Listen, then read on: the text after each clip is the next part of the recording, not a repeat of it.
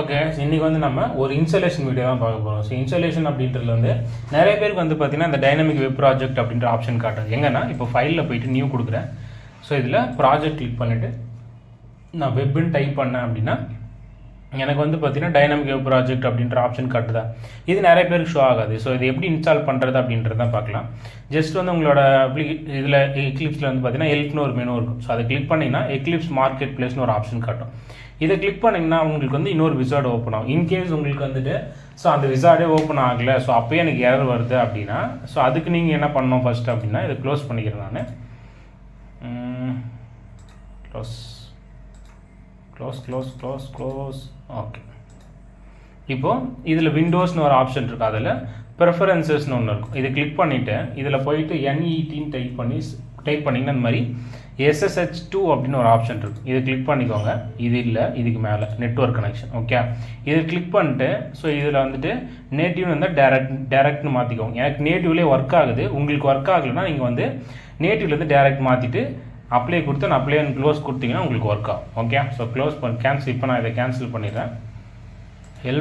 ஹெல்ப்பில் போயிட்டு Eclipse market place இதில் போயிட்டு இப்போ நம்ம என்ன பண்ணோம் அப்படின்னா நம்ம J2EE வந்து இன்ஸ்டால் பண்ணணும். J2EE இன்ஸ்டால் பண்ணால் தான் நமக்கு இந்த டைனமிக் வெப் ப்ராஜெக்ட் நம்மளால் கிரியேட் பண்ண முடியும்.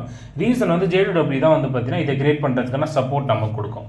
அதை என்ன பண்ணணும்னா JSPன்னு டைப் பண்ணி என்ட்ரு கொடுத்தீங்கன்னா உங்களுக்கு அந்த ஆப்ஷன் வந்து இன்ஸ்டால் பண்ணுறது இங்கே உங்களுக்கு ஷோ ஆகும். ஸோ இப்போ லோட் ஆகி முடிச்சதும் உங்களுக்கு ஷோ ஆகும். இப்போ பார்த்தீங்கன்னா கீழே ஸ்க்ரால் பண்ணேன் அப்படின்னா எக்லிப்ஸ் என்டர்பிரைஸ் ஜாவா டெவலப்பர் டூல்ஸ்னு காட்டுது. இதை நம்ம இன்ஸ்டால் பண்ணோம்.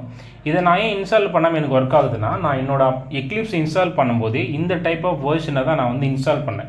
ஸோ அப்போ எனக்கு எக்ஸ்டர்னலாக நான் இதை ப்ராசஸாக டவுன்லோட் பண்ண ப்ராசஸ் எனக்கு தேவையில்லை, அதனால் எனக்கு காமிக்குது.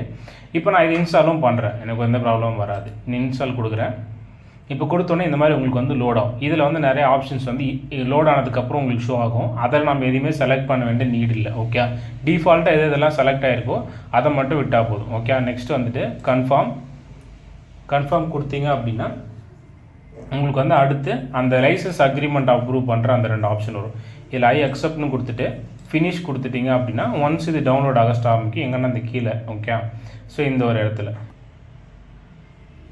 ஓகே கைஸ், இப்போ பார்த்தீங்கன்னா உங்களுக்கு ரீஸ்டார்ட் ஆப்ஷன் காட்டுதா. இப்போ ஜஸ்ட் நீங்கள் ரீஸ்டார்ட் நவ் கொடுத்தீங்கன்னா உங்களுக்கு இது திரும்ப ரீஸ்டார்ட் ஆகும். ஓகே, ஸோ இப்போ ரீஸ்டார்ட் ஆனதுக்கப்புறம் பார்த்தீங்கன்னா உங்களுக்கு அந்த ஆப்ஷன் வந்து பார்த்தீங்கன்னா எனேபிள் ஆகிருக்கும். அதை யூஸ் பண்ணி நம்ம வந்து அந்த வெப் அப்ளிகேஷன்ஸ் வந்து க்ரியேட் பண்ணிக்கலாம். ஓகே, ஸோ இப்போ எனக்கு ரீஸ்டார்ட் ஆகிடுச்சு. இப்போ நான் ஜஸ்ட் இதில் போயிட்டு ஃபைல் நியூ கொடுத்துட்டு ப்ராஜெக்ட் கொடுத்தேன்னா எனக்கு வந்துட்டு ஆல்ரெடி இருந்தது தான். ஸோ அதனால் எந்த ஒரு சேஞ்சஸும் எனக்கு தெரியாது.